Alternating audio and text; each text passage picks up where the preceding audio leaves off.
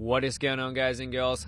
How doing today? It's Single Roleplay here once again, and today I want to show you guys the updated, refreshed, fully beefed Earthquake JUGGERNAUT 3.0 version build. You know, this is probably my all-time favorite melee build along with the Block Gladiator, and I just can't stop playing. I just constantly get back to this build. I'm keeping it fresh, powerful, and it is the third time I'm getting back to it to completely remake it, to make it up-to-date, strong, powerful, and game-capable build. Let's get going. Before we go further into the video, I would like to stop for a second and thank my Patreon supporters and Twitch subscribers. You guys are making a huge impact on my life and allow me to get going and continue creating content for all of you. Thank you so much. If you want to make it into the list and immortalize yourself on the internet, join Patreon to get sneak peeks and behind-the-scenes footage of my work. I'm always looking for feedback on my content, guys, in order to improve, so making sure you always leave comment, like or dislike. Your reaction is very important. And remember, you, yes you, are making a difference.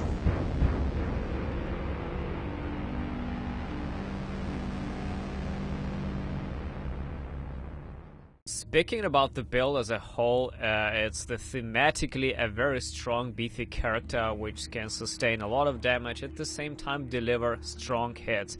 It's about hitting once and hitting very hard. It's not about attack speed, it's not about, you know, moving very fast. It's about jumping on the enemy, slamming them with your big dick weapon, and practically popping packs in one single hit.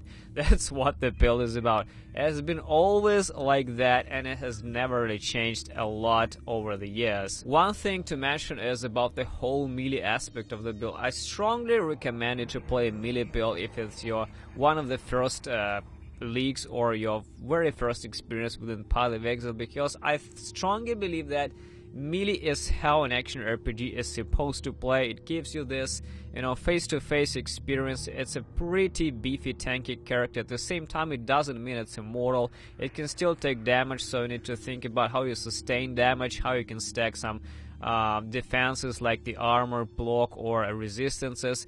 Overall, it's a pretty crazy experience, and as a whole, I think this is how an action RPG experience should be in the game, especially if you're just trying to get into the game, because it will literally teach you how to play the game like it should be played, you know, by taking damage, dealing damage, learning defenses, learning how to attack, learning how to position. I think that melee character gives you this kind of important experience. If you haven't played the build for a while, I would just to tell you what has changed. So in the past, most people played with a series disfavors, and it was a resolute technique build, so it didn't need accuracy, and the damage was kind of mediocre, even though it was nice for back in the day, but now it's just not there with the resolute technique. But now that crit is the way to go, and accuracy is quite easy to get, up to a point where you just don't need the accuracy on the ascendancy. Even you can get up to like 95% hit chance, even just by normal things like stacking accuracy on the tree, without going the ascendancy, just by using precision support, for example. At the same time, the build is way stronger now with things like Maroki Erki going 7 link with the pulverized support, and I will be adding 2 variations of the build in this guide, one with the Mace version, which is like 20-30% more damage, and at the same time there is a staff version which is way tankier with the new timeless jewel, so you can stack a 70% attack block, which is ridiculous as well. Staff version is way tankier. There are also many cool features and things about the build that you will be exploring once you play it, but overall I would definitely recommend this build to everyone. It's a strong, powerful build with a decent amount of sustain, capable of doing all kind of damage, and progress through the entire game. One important thing to mention, guys, is that what you see now is the footage for the 3.8 patch, and at 3.9 they buffed all the damage and all the insane amount of boss HP through the roof, like quadrupling all the toughness of them. So definitely will be not as one-shotting and not as crazy as before. I did this Uber Elder kill in 2 minutes, which is insane, but at the same time now everything is way more tankier. Here we are in the Path of building, guys, and this is the staff variation of the Earthquake JUGG. And as you can see, we start as the Marauder, taking this Born to Fight for this juicy life notes, Heart of the Winter, then Butchery. Grab yourself a martial experience early on to start leeching some life, then progress down below and on the right to the Art of the Gladiator, Bravery, Master of the Arena, then Destroyer, and then Golem's Blood, as well as the first Enduring Charge. Then going down over here to get Bloodless, Dismembering, Brinkmanship, Executioner. You can see the leveling trees over there. Then we go to the left and start getting more Endurance Charges and more life. Then progressing over the top here, this is where you can start getting crit, and probably you can afford the little Pride Jewel, which will give you double block chance with the staff. Probably not. If you don't have it, just forget about it for now. Also, this is the juicy crit staff notes over here. Staffs are pretty much as juicy as the Mace, just block instead of more damage. So the original plan why I decided to go staff is because of this staff with 100% crit and 45, but staffs were nerfed and there's no 45 anymore, as well there's no Mayman chest anymore. So this is part of a history. So the original plan was kind of broken a little bit, and I switched back to the Hegemonist Arrow, which is still a fantastic, absolutely endgame weapon, more than enough to do anything. I killed all Uber Elders with my Hegemonist Arrow, so the staff was definitely a bit of a silly overkill in my opinion. It's not really necessary to do content. So getting back to the tree, going up here to get the last juicy notes, and the last traveling up there to get the Blunt Trauma, as well as the Serpent Stance. This is all mandatory for the max damage, boys. As for the skills, for the Ascendancy, just a little quick note for the Ascendancy. First Ascendancy is Unflinching, then getting Unyielding, then Unrelenting, and the last is Unbreakable. The reason why we're not taking Undeniable is because we can reach 7% hit chance without taking accuracy at all, just by leveling precision to 20 and reserving this with the Blood Magic. It's a little trick that I personally invented during my counterattack Gladiator build, and I'm still using it. We reserve 300 life, and you just saving to Ascendancy note and just do something else, like becoming tanky, becoming faster, cannot be stunned or anything. It's a big quality of life, and I definitely think it's worth wasting 300 life for that kind of freedom, definitely. Yeah, so that's it. For the Anointment, there's only one good option. This is Disciple of the Unyielding, +1 mean Endurance Charges and 5 Endurance Charge damage per Endurance Charge. We have 8 Endurance Charges, so it's 40% increased damage, as well as additional chance to get Endurance Charge and kill non-stop Endurance Charges, boys, at all. Okay, Earthquake, Val Earthquake, Melee Fizz, Brutality, Shockwave, Fortify, and Ruthless. This is your 6-link. If you don't have the Helm enchant with 30% less Earthquake duration, then less duration is mandatory because it will give you the aftershocks more often. The way how the build works, I explained it in the written part of the guide. So the way that the Earthquake and the build works, there are 3 different types of attacks that you deal, 3 different hits that you make when you actually hit something. First is the Earthquake itself. You hit with the Earthquake, the first initial hit hits. Then after a certain amount of duration, the aftershock hits. It can be reduced by the skill effect duration, and then somewhere in the middle, Shockwave hits, which deals a shit ton of damage on its own, which you can see. This is the Shockwave. As you can see, the damage is absolutely astronomical. It's like twice more than the Aftershock. And this is one of the reasons when this gem was introduced.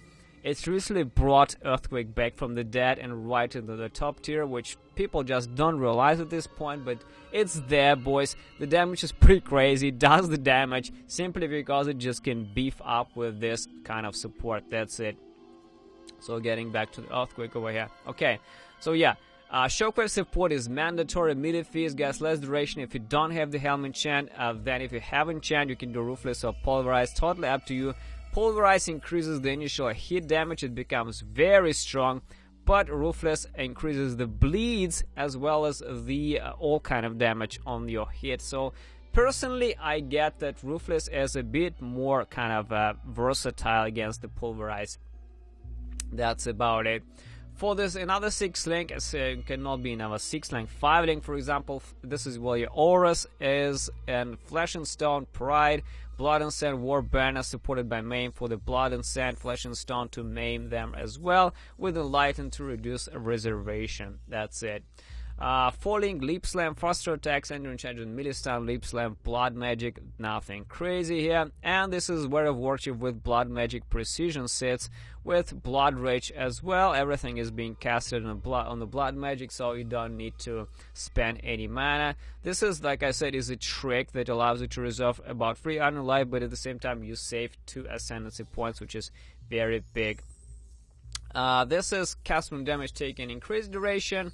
With the Val Molten Ice Golem. I personally selected this setup for a bit of a less painful, because you can still cast Val Molten manually, of course, because, you know, Molten Shell has been procced by customer damage taken, but Val Molten Shell you can proc it. Its Val skills cannot be procced by the customer damage taken. You should manually cast them. And this is what you should be doing. And Ice Golem just dies all the fucking time, and it's extremely annoying to recast him. So I decided I'm just gonna put him on this, and that's it. As for the items, here we go. Hegemony Zera is the mandatory staff, the best shit in the game. If you understand it, you can try to buy some Fortify staff with the Eclipse base, just for the like absolute GG. If you have nothing else to do, just buy it. Then for the Helmet Abysses with Earthquake Duration, mandatory for pure deeps. Body armor is Lore Weave, and the only problem here is 105 intelligence, guys. Yeah, that's a bit of a problem, but not for this build, because you will be stacking intelligence like crazy on top, going to the top staff. Now it's no problem with the intelligence here. You know, in the past there was kind of this chest that I used personally, but it was just completely destroyed. Maim is not supported anymore. You can't craft it, you can't get it anymore. So my original theory about the build was completely wrecked. So now back to Lore Wave, and is also Carcass Jack. So Carcass Jack is also another fantastic option, but the problem with the Carcass Jack is it has kind of energy shield evasion chest. You can't really get red cards in it, so only if you might kind of get like 6 wide sockets you can get Carcass Jack, but aside from that, Lore Weave is the way to go. For the gloves is Hemophilia with Vulnerability. This is your source of bleed in this build, as well as the source of the curse. And there's like 1 curse, you can get also another if you somehow can get it on the chest. Maybe you can get it, but Vulnerability is definitely mandatory. This is what you need to get. It's not that hard to get it. I usually corrupt them myself, and about 1 in 30 attempts you can get the curse on this. The puts are nothing crazy, just movement speed, cannot be frozen, free resist. Amulet, basically fizz, crit multiply, crit chance, life, and dexterity.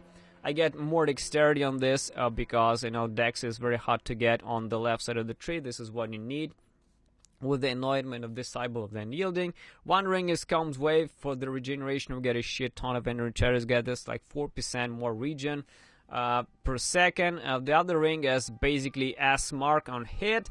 And this, guys, is you need to understand, because I don't have a double curse anymore, so I only use Vulnerability here. S mark doesn't take into consideration in the DPS for now, because previously I had an extra curse on the chest. Now I don't have it, but it's still there, just to show you like what can be done, what can you craft on the ring to make it worthwhile. The belt is nothing specific, absolutely. Max life, resist damage. Now goes the different type of jewels, which is this with taunt, life, and fizz damage.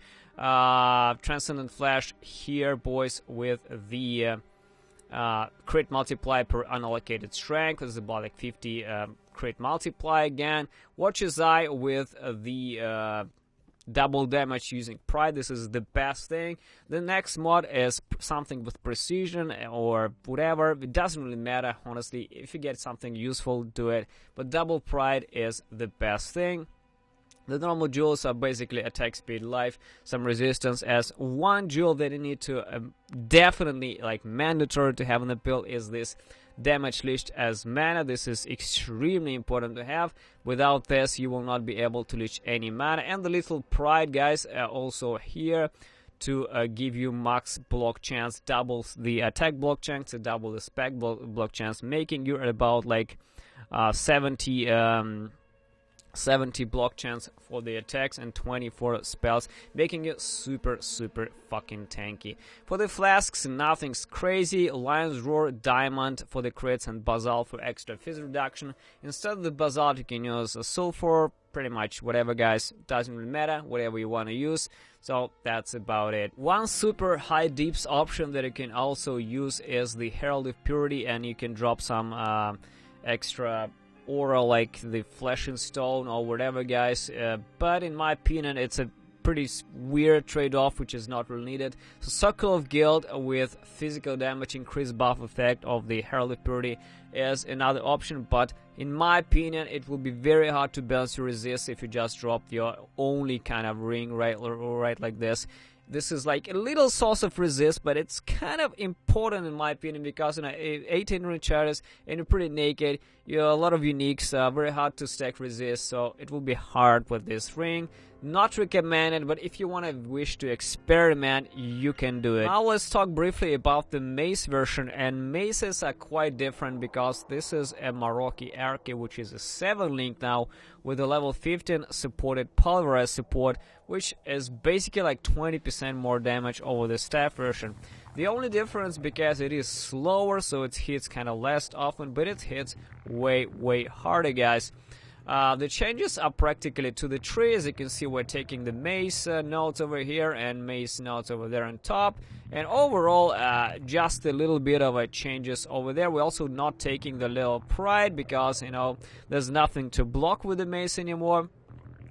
One important change is also in the support gems in the 6 link, 7 link with pulverize, because, you know, currently there are two options that you can use, which is the Ruthless and the Impale, and I would recommend it to experiment with the Impale for one reason, because Impale has been changed and there's also a physical damage reduction now which monsters have, and Impale gives you minus 30% to total physical damage reduction against Impale hits, making it some kind of a physical penetration which you inflict on the enemies. And since it is like a pure physical build, I think it's a worthwhile addition. And if you go like pure damage on the Maces, it's way glassier because, you know, you don't have block anymore. So I would personally recommend try Impale instead of Ruthless in this version of the build. I think it has more potential. Well, that's it for the guide, guys. I really hope you enjoyed it as I enjoyed doing it, and I enjoyed playing it. I enjoy updating my build guides and keeping them fresh and viable. And this is one of the most viable melee builds you can currently play, so definitely try it out. It's a really cool experience if you're new to the game, if you're old to the game, returning to the game. Try it out. Thanks for watching, and see you soon.